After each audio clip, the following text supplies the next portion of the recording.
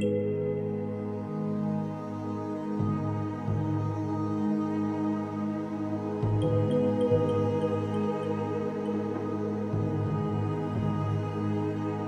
everybody, welcome back to Bubba's Comedy. And today I'm going to talk about something that has been in the news a lot. And I think the election is going to really come down to it. And that's abortion rights. I don't know when we became the overseers of women's bodies. And we don't even, as men, don't even report a rash if we get one. So I don't understand this. I don't. As a male, we are so one-dimensional, thought-thinking bunch of dumbasses that the people that are doing this are strictly doing it for out of power. Like, let's not get this twisted. This is nothing. They have no plan. They have one plan, is that's to restrict everybody's freedoms from making one of the biggest choices someone could make. Now this hits home for me. Like this isn't just a one-off. This isn't just something that, oh, he needs to get over, or, oh, what does he know? Well, hold my beer. I personally, with other females, not just one,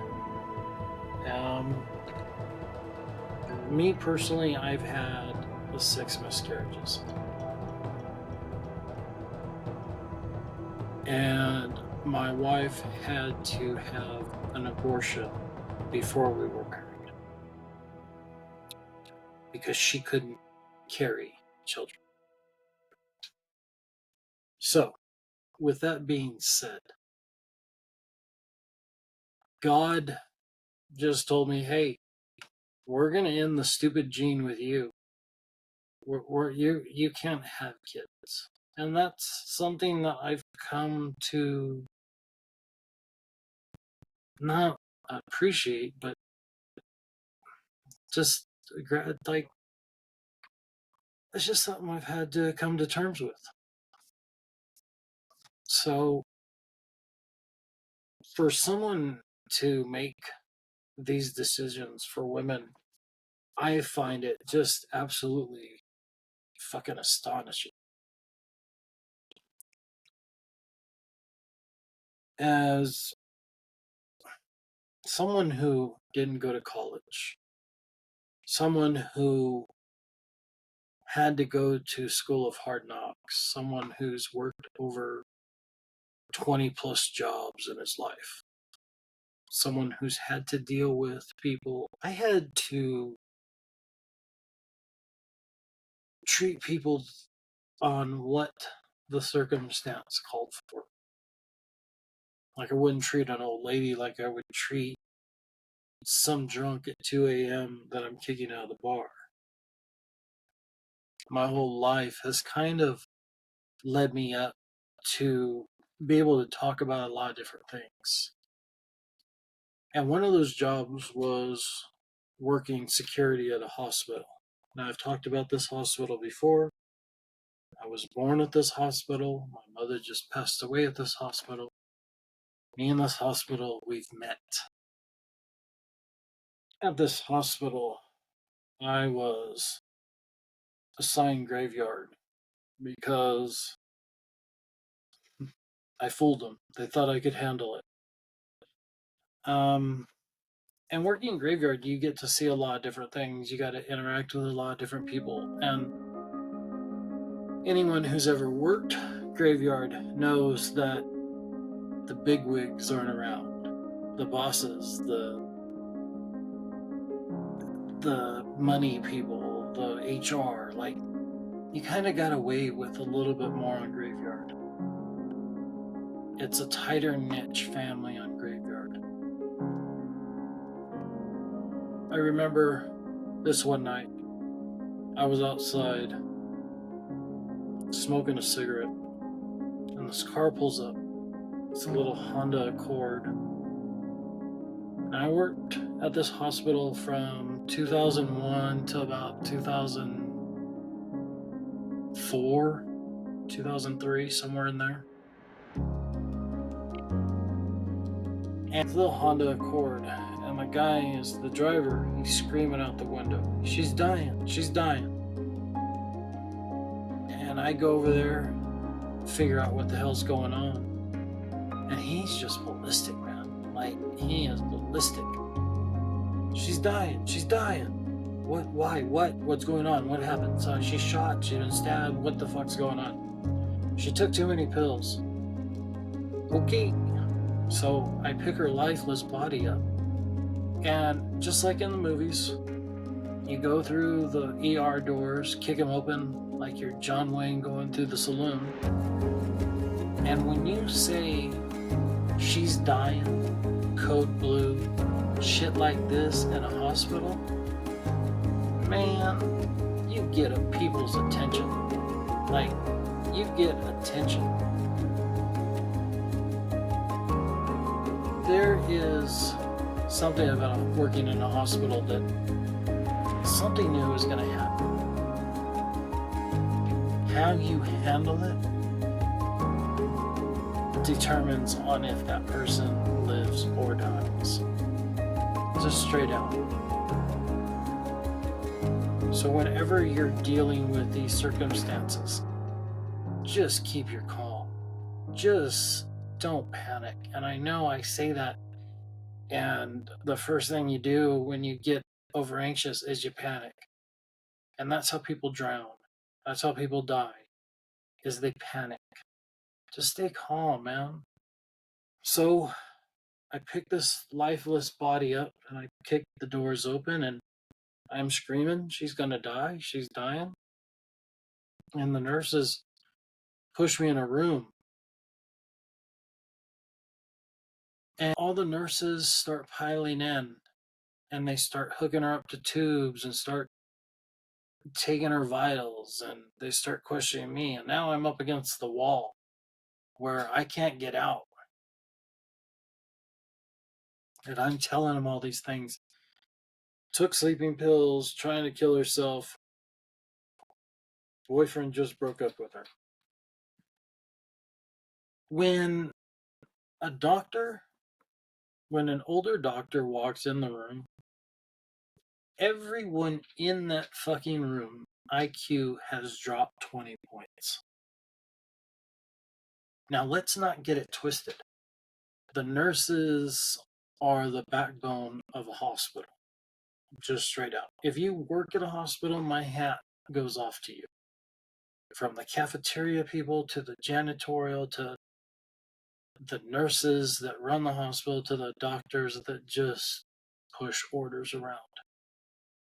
But there's a certain respect when it comes to doctors, especially older ones, because they've seen more, they've done more, they just... Now, when this doctor comes in and he looks at this lifeless body, he looks at me and he goes, "Did anyone see if she was pregnant?" You could have fucking heard a pin drop in this room. Because nobody checked she's pregnant. They're pumping her stomach. They're trying to bring her back to life. So they're trying to get a pulse on her. So they bring in this baby monitor machine, this little, I don't know, doohickey that looks for a heartbeat. And they put it on the stomach and they just start scanning it. And about 10 seconds, you hear beep, beep, beep, beep, beep, beep. And you think, oh, fuck me, man. Like, things just switch. Like, things just go from, we gonna stop pushing on the stomach. God has always put me in the right place at the right time. For what? I don't know. But I get so mad because you get people like Kevin Stent in Oklahoma here that, nah, abortion, nah, we don't care about women's rights. We don't care about, nah, to hell with them. We don't care if you rape, incest. Just need those voters. And they want to tell us about how bad the economic is. Like, having a baby isn't cheap. Like, this came out in the paper the other day, August 16th. Stent rejects USDA food aid. That's the type of shit that I'm talking about.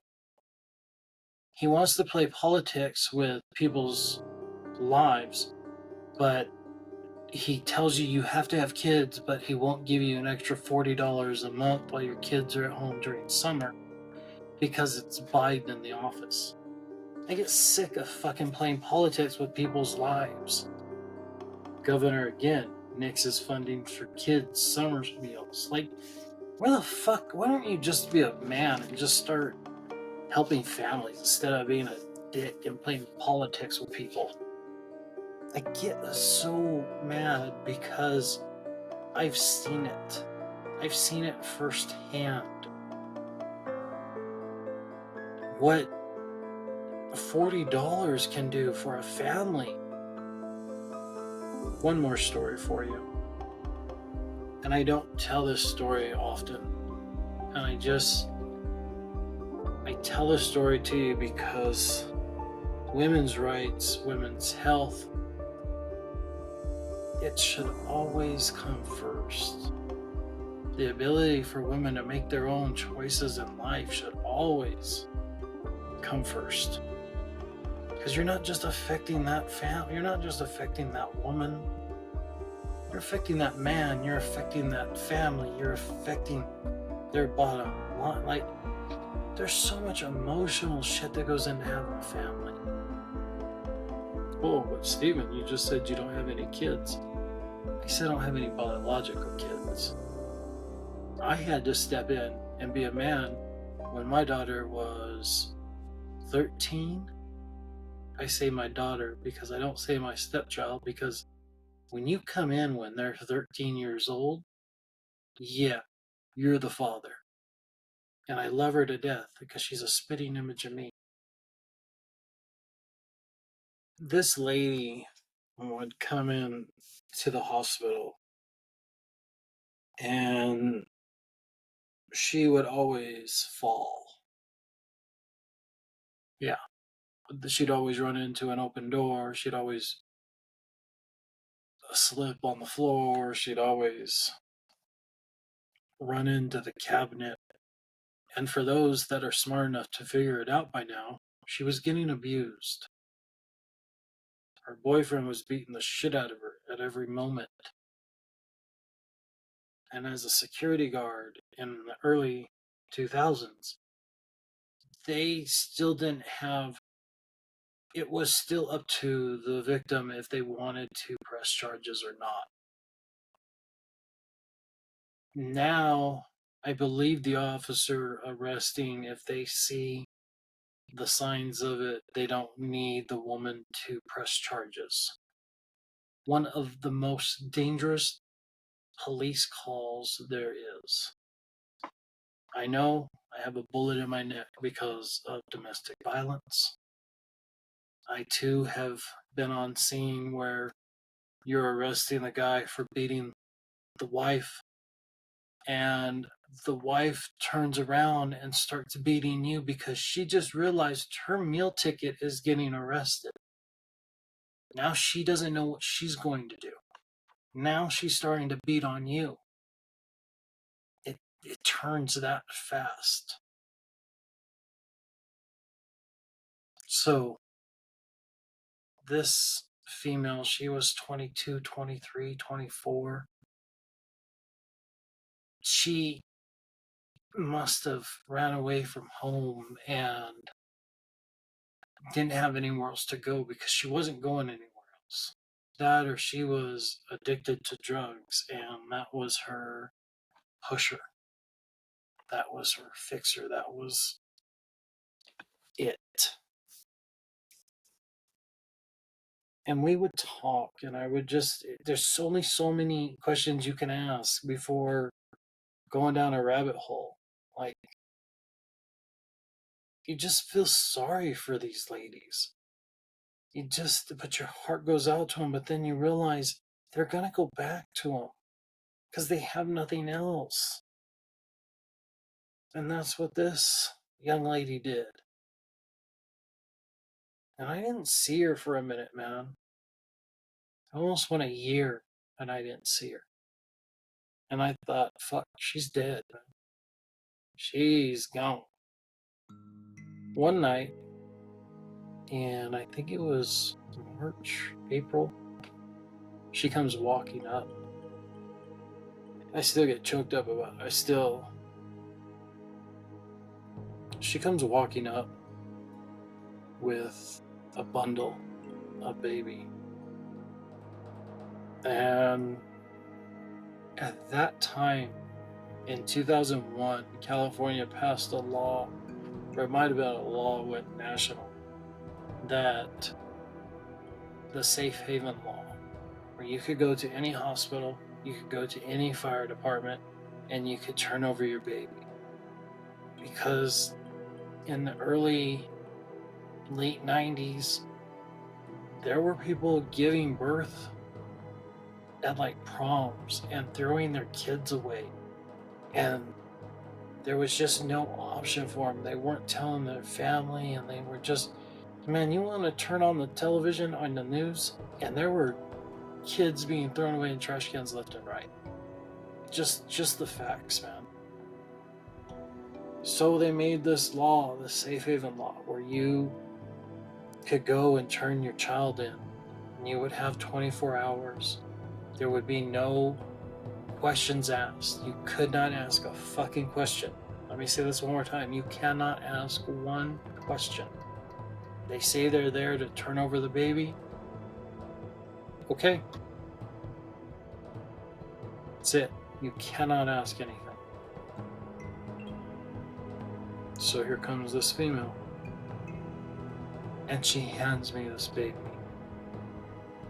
Big, beautiful brown eyes. And this white, just hospital thrown blanket. And just her look in her eyes. She looked at me, looked at the baby, and just started to weep. And just gave me that nod of like, she's not going down this road. She's not getting abused.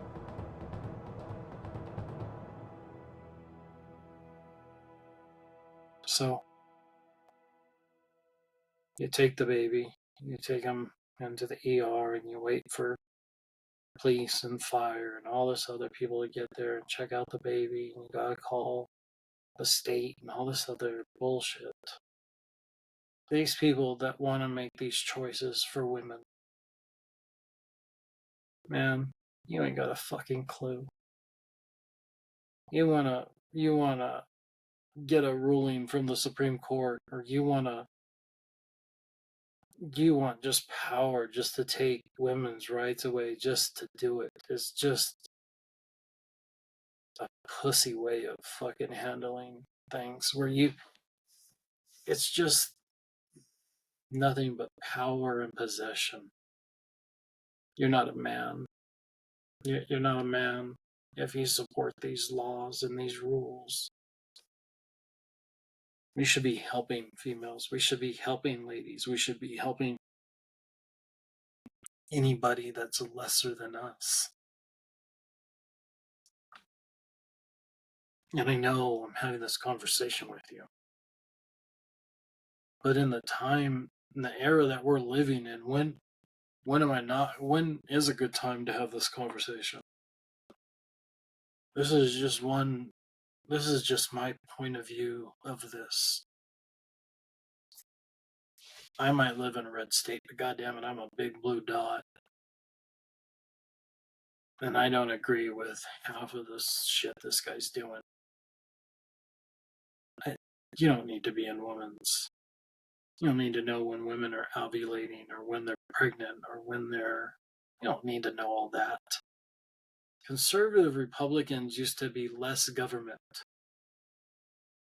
They didn't believe in fucking search warrants. The fuck you think they want them in your goddamn operating room and shit? Same people that thought that Dukes of Hazzard that ran away from the law was a big fucking to do. That was a big show down here in the South, huh? But now we want the fucking boss hog in the fucking hospital room with us when our wives had our legs up in the stirrups. That's what we're rooting for. What are we doing to ourselves? This one story I have for you. It's kind of hard for me to tell you this one too. This lady had a special needs child, and her child got pregnant. Somebody sexually abused her, raped her, whatever the story goes. And the mother of the special needs child decided to do an at-home birth. A water birth? I don't know. I've never been in a water birthing room. I don't know. I'm assuming it's a kiddie pool. I don't know.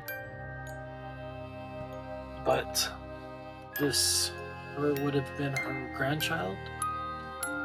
Didn't make it, so she says.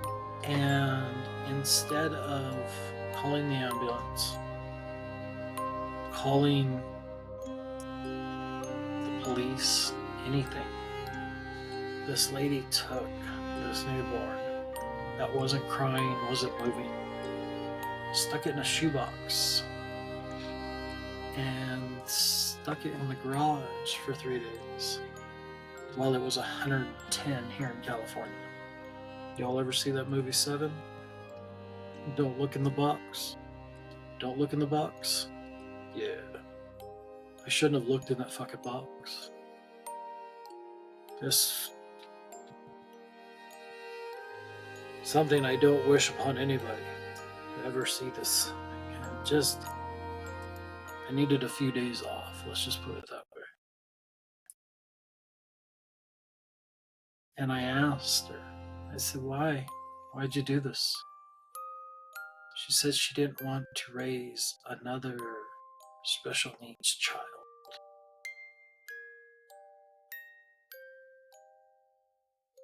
Yeah.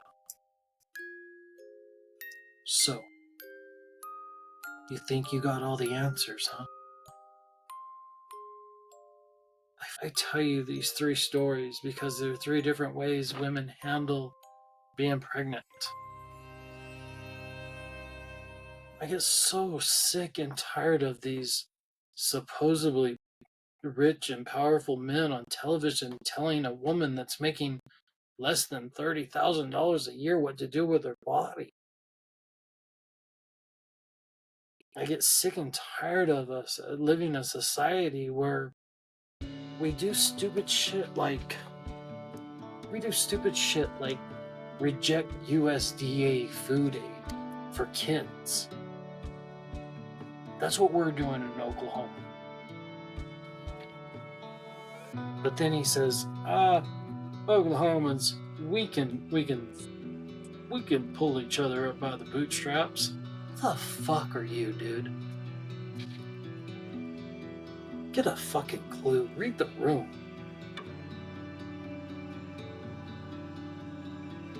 I don't get it, man. I don't understand.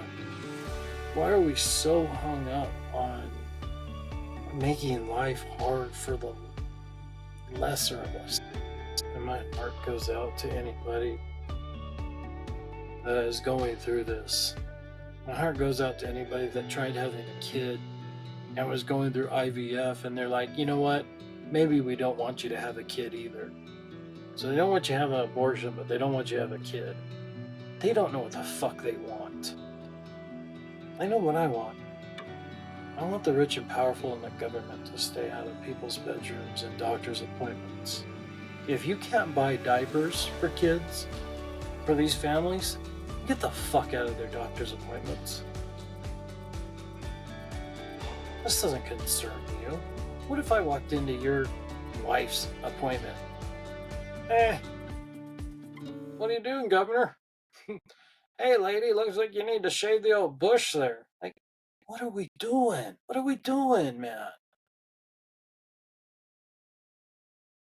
I don't know what God has put me through these scenarios in life, if not to share them with you. We should be lifting people up, man. We should be figuring a way that we can keep people in their homes longer. We should try bringing back the American dream. We should try figuring out how to lower the costs for families so they do want to have a family.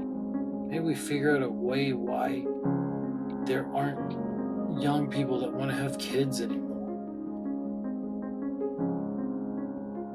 Maybe because they realize it's fucking too expensive and they get no help and they had to watch their family fucking suffer. Maybe they had to watch their mom and dad live from paycheck to paycheck and told them, hey, we didn't know that you were going to have summer this year. And the governor rejected the $40 extra a month that we get, so top Robin it is. I don't get it. Please help me. Help me figure this out. I know that we need to go back to cherishing women again, because we all came from one. That's it. That's my soapbox. That's how I feel about this. Like I said, I might live in a red state, but I'm a damn big old blue dot. Next episode, I'll tell you why Oklahoma. Why this California kid chose Oklahoma. Well, here's a clue. I didn't choose it. My kid moved here. And like any good parent, you do anything for your kid. Until next time, y'all.